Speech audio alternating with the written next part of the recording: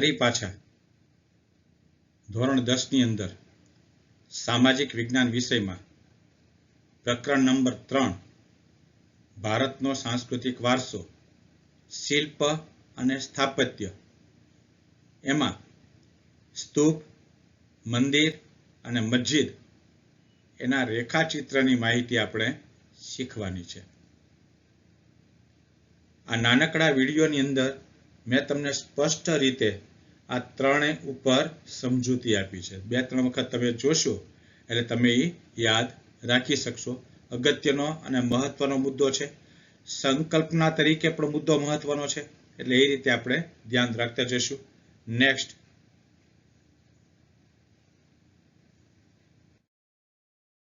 જો પહેલું સ્તૂપનું રેખાચિત્ર આપ્યું છે તમારી સામે જે સ્ક્રીન ઉપર છે એ સ્તૂપના રેખાચિત્રની માહિતી છે, જે આપણી બુકમાં પણ દર્શાવેલી છે. પાના ઉપર જો આપણી બુકમાં પણ આ માહિતી છે સ્તૂપની, એ જ માહિતી આમાં આપેલી છે.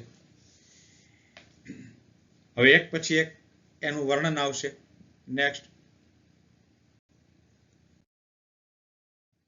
જો હર્મિકા કોને કહે છે? તો હર્મિકા કોને કહેવાય એની માહિતી આપી છે કે સ્તૂપના અંડાકાર ભાગની ટોચની ચારે બાજુ આવેલી રેલિંગ એટલે કે વાડ એને હર્મિકા કહેવામાં આવે છે. બરોબર. પછી મેઘી, એની પછી મેધી કોને કહેવાય? સ્તૂપની ચારે બાજુએ ઊંચા રચેલા ગોળાકાર રસ્તાને મેધી કહેવામાં આવે છે. તેનો ઉપયોગ સ્તૂપની આસપાસ પ્રદક્ષિણા માટે કરવામાં આવે છે. ત્યાર પછી પ્રદક્ષિણા પથ.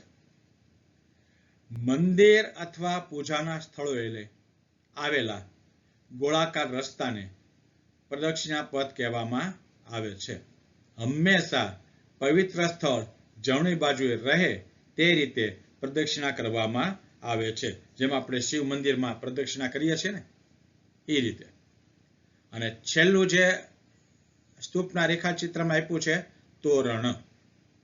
તોરણ કોને કહેવાય? જુઓ, તોરણ એટલે 2 સ્તંભ ઉપર સીધા પાટડા કે કમાનના આકારે પથ્થર આડા પાડી કરવામાં આવેલું સુંદર સ્થાપત્ય.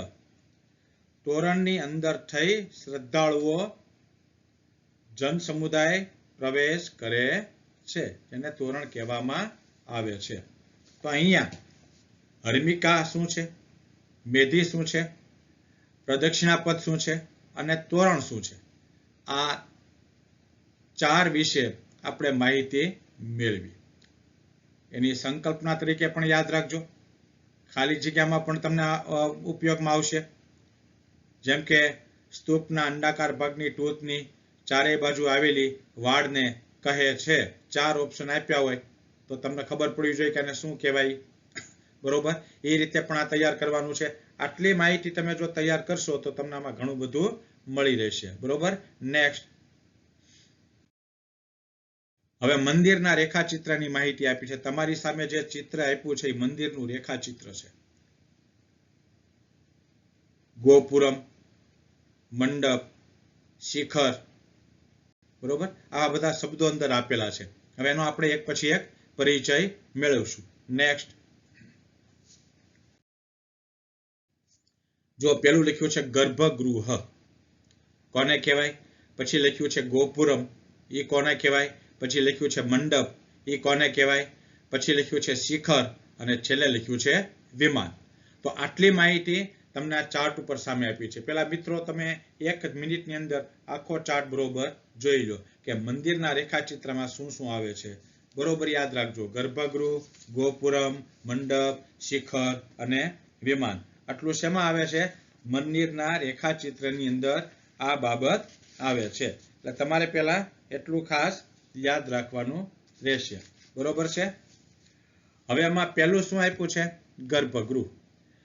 ગર્ભગૃહ મુખ્યત્વે એક નાનો અને અંધકારયુક્ત ઓરડો હોય છે, જેમાં મંદિરની પ્રતિમાને સ્થાપિત કરવામાં આવે છે.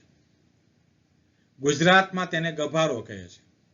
આ ભાગ મોટા ભાગે લંબચોરસ હોય છે. તો આ ગર્ભગૃહ.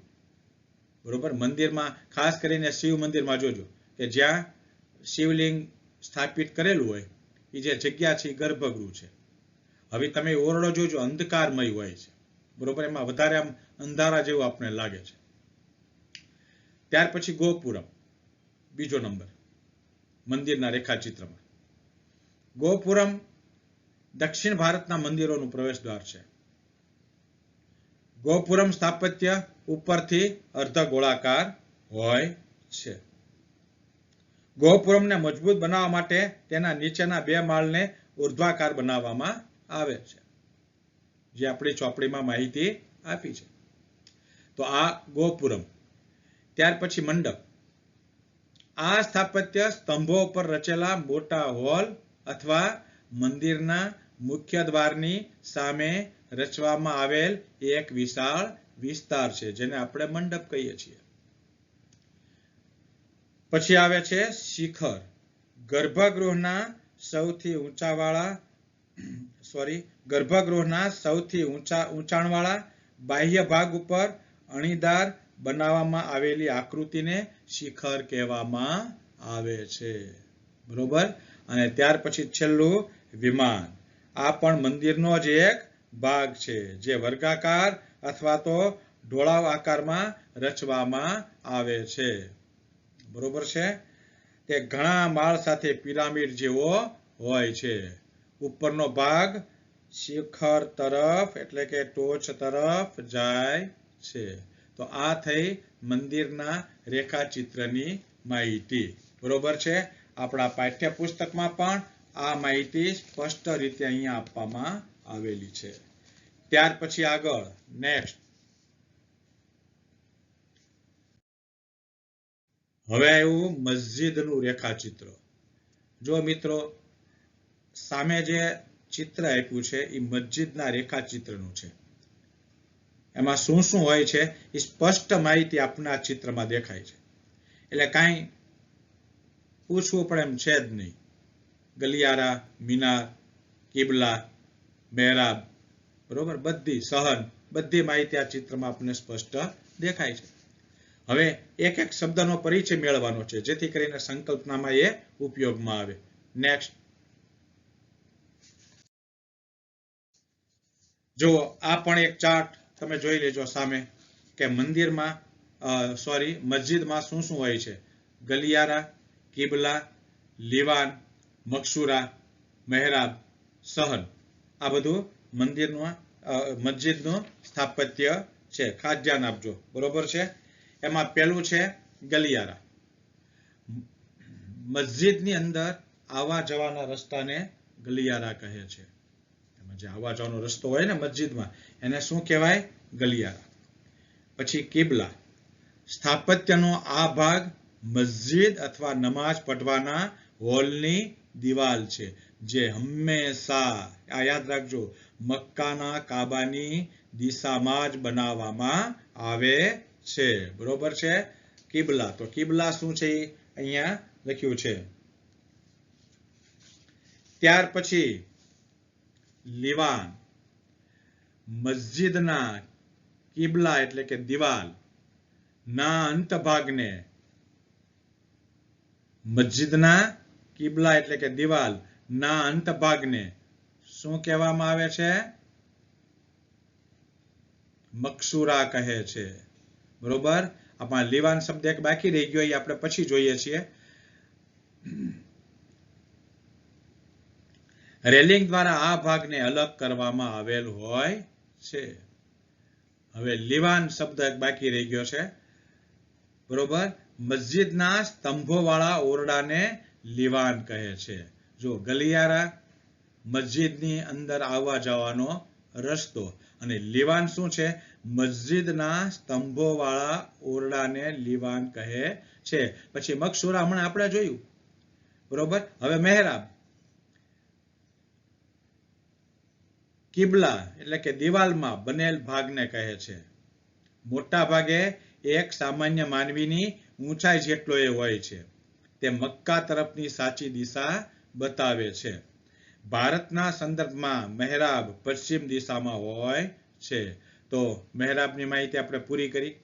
ત્યાર પછી છેલ્લે સહન. સ્થાપત્યનો આ ભાગ મસ્જિદનું પ્રાંગણ કહેવાય છે. મસ્જિદનું પ્રાંગણ, સ્થાપત્યનો આ ભાગ સહન, જેમાં ઇસ્લામ ધર્મના અનુયાયીઓ નમાઝ માટે એકત્રિત થાય છે, જેને આપણે સહન કહીએ છીએ. તો ફરી એકવાર ગલિયારા શું છે? તો કે મસ્જિદની અંદર આવવા જવાનો રસ્તો છે. પછી કિબલા શું છે? તો કે સ્થાપત્યનો આ ભાગ મસ્જિદ અથવા નમાઝ પઢવાની હોલની દિવાલ છે. પછી લીવાન શું છે? તો કે મસ્જિદના સ્તંભોવાળા ઓરડાને લીવાન કહે છે. પછી મકસૂરા શું છે? તો કે મસ્જિદના કિબલાના અંતના ભાગને મકસૂરા કહે છે. પછી મહેરાબ શું છે? તો કે કિબલા એટલે કે દિવાલમાં બનેલ ભાગને કહે છે. તે મોટા ભાગે એક સામાન્ય માનવીની ઊંચાઈ જેટલો હોય છે. તે મક્કાની સાચી દિશા બતાવે છે. ભારતના સંદર્ભમાં મહેરાબ પશ્ચિમ દિશામાં હોય છે. અને છેલ્લે શું હતું? સહન, સ્થાપત્યનો આ ભાગ મસ્જિદનું પ્રાંગણ કહેવાય છે. બરોબર? તો આટલી માહિતી 2 વખત આપણે રિપીટ કરી. તો મસ્જિદનું રેખાચિત્ર એમાં શું શું આવે એ પણ ધ્યાન આપજો. એની સાથે મિત્રો સ્થાપત્ય કલાના આ 3 મુદ્દાની ચર્ચા પૂર્ણ કરીએ છીએ. ફરી પાછા આપણે કોઈ નવા ટોપિક સાથે આવશું. ત્યાં સુધી રજા આપશો. ધન્યવાદ.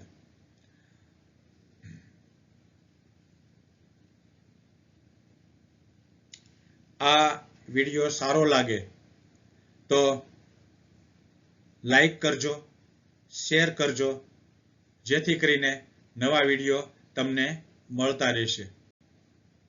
સબસ્ક્રાઇબ પણ કરજો. ઓકે, ધન્યવાદ.